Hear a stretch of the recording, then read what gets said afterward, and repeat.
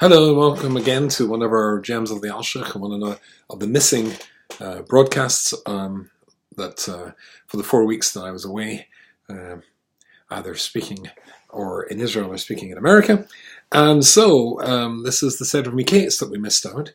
And the Seder Mikeitz takes us right into the middle of the story that we ended in Parshas Yosef, of the conflict with brothers and eventually the brothers and Yosef, and eventually Yosef is in prison. He's in prison because of the false accusation of Potiphar's wife, who claimed that he tried to rape her, which of course is not true.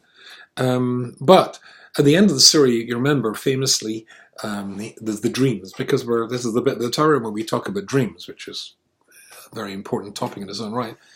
And at the end of it, he appeals to the Sar HaMashkim, whose dream he had interpreted, to please, and he has twice, please remind me to Pharaoh to get out of prison.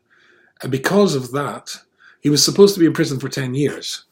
But as a consequence of twice saying, please, appeal to me for Pharaoh, another 2 years were added to his sentence. That's where we take up the Seder of Mikeitz. Vayhi Mikeitz shonasayim yomim, says the Alshich HaKodesh. And it is at the end of 2 years of days. Very interesting language. And of course, the Alshich is immediately alerted and intrigued by, instead of just saying at the end of 2 years, at the end of 2 years of days, Vayhi Mikeitz shonasayim yomim upara cholim. And Pharaoh, and here is the interesting thing, is dreaming. Well, that's the real translation. Cholim, ches, lamed, vov, ches, lamed, vov, mem, is in the present tense, cholim. If it had dreamt, it'd be cholam. But it's cholim. And he is dreaming, and then there's the famous dream about the 7 fat cows being swallowed up by 7 thin cows and 7 ears of corn. When he dreams again by healthy ears of corn eaten by 7 unhealthy ears of corn. And that's the dream. But again, the Alshich is interested. Why does he is dreaming? Why does he dreamt? So here he says a very interesting thing. There are 2 important things here, says the Alshich. One is, Yosef put his trust in a human being. Too much trust in a human being. As King David says, happy is the man who trusts in HaShem. And we are really set up for big disappointments if we've got trust in anybody else. This is the lesson that Yosef has to learn.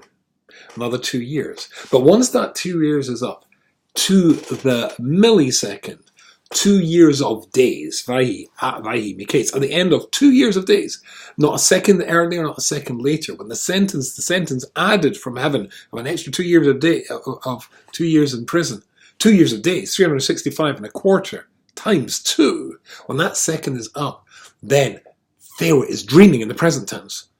HaShem has set all the cogs in motion. It's like a Swiss timepiece, perfectly balanced, all the pieces to produce the results, the time and the timing that HaShem wants for Yosef to get out of prison. So we have to realize, of course, the message is pretty clear according to the Alshich, that HaShem controls the world.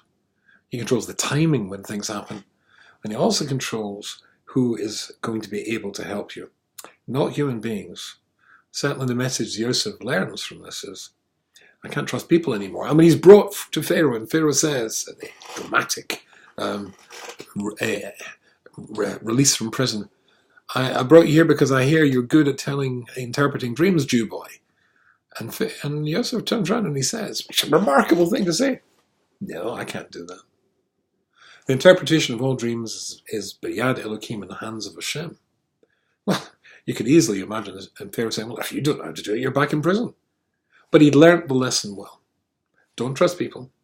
Know that this is the moment HaShem is sent for you. And you've learnt that lesson through those extra 2 years in prison. You trust in HaShem, and you make sure that the time is just right for what's supposed to happen to you, Good Shabbos.